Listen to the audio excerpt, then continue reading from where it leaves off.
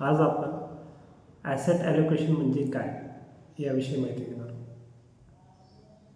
एक म्हण आहे, don't put all eggs in one basket, की सगळेच अंडे जर एकाच बास्केटमध्ये ठेवले तर ते फुटण्याची शक्यता असते. तसंच आपण पैसेसुद्धा सगळे पैसे एकाच प्रोडक्टमध्ये ठेवायचे नाही, तर ते आपलं कसं ॲसेट ॲलोकेशन असलं पाहिजे.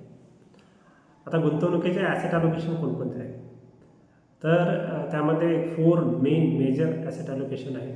त्यामध्ये पहिलं आहे रिअल इस्टेट. त्याच्यामध्ये आपलं घर, प्लॉट्स किंवा इतर काही रेंटल प्रॉपर्टी येतं.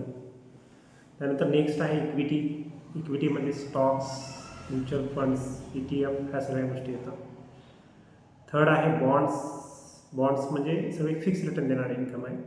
PPF, त्यानंतर PF, फिक्स रिटर्न देणाऱ्या mutual fund scheme, debt scheme त्याला म्हणतो आपण. त्यानंतर इन्शुरन्सच्या काही फिक्स रिटर्न देणाऱ्या स्कीम आहेत. ह्या सगळ्या येतात डेट म्हणजे बॉन्ड्समध्ये. आणि लास्ट वन आहे गोल्ड. गोल्ड एक लॉंग टर्म चांगलं रिटर्न देणारा प्रोडक्ट आहे. तर या 4 प्रोडक्ट्समध्ये आपलं एक व्यवस्थित ॲसेट ॲलोकेशन असावं. आता ते कसं असावं, तर ह्यामध्ये सगळ्यात महत्त्वाचं आहे मिनिमम 50% आपलं फायनान्शियल ॲसेटमध्ये असावं.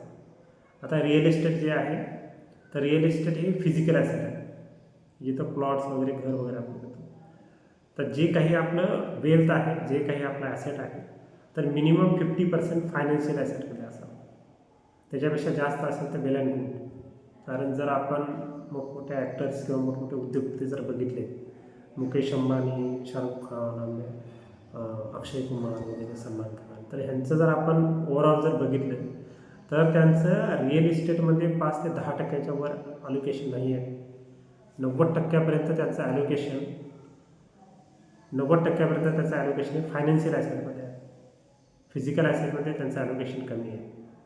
तर खरोखर आपल्याला जर वेल्दी घ्यायचं असेल तर आपणसुद्धा की फायनान्शियल ॲसेटमध्ये आपलं ॲलोकेशन एक जास्त असतं गरजेचं. आणि फायनान्शियल ॲलोकेशन तिथंसुद्धा डायव्हर्सिफिकेशन असतं गरजेचं.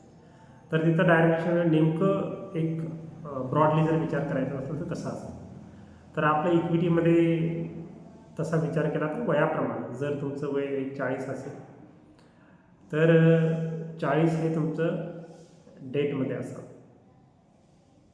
ठीक आहे, फिक्समध्ये. 60% तुमचं इक्विटीमध्ये असावं. जर वय 70 असेल तर 70 हे डेटमध्ये आणि 30% इक्विटीमध्ये. की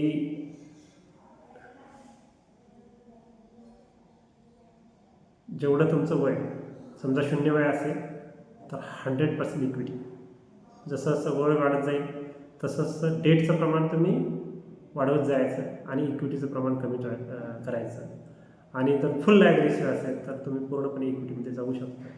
पण इक्विटी, गोल्ड आणि डेट ह्याचं फायनान्शियल ॲसेटमध्ये जर थोडंफार आपण विचार केला तर 60% तुम्ही इक्विटी ठेवा, 10% गोल्ड ठेवा आणि 10% डेट फिक्स इन्कम ठेवा.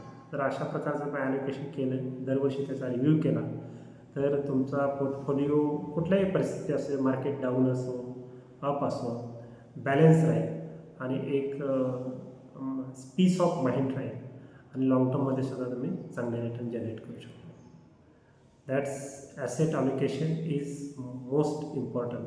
त्याच्यामुळं जे काही आपले ॲसेट्स आहेत त्याचं व्यवस्थित ॲलोकेशन आपल्या रिस्क ॲपेटाईटप्रमाणे असावं. याच्यासाठी जर जर घ्यायचा असेल तर तुम्ही एखाद्या ॲडवायझरशी संपर्क साधून नेमकं माझं ॲसेट ॲलोकेशन कसं आहे, कसं असावं याविषयी चर्चा करू शकता. आणि वेल्थच्या या फायनान्शियल फ्रीडम मिळवण्याच्या प्रवासामध्ये तुम्ही आपला एक सुखद प्रवास अनुभवू शकता.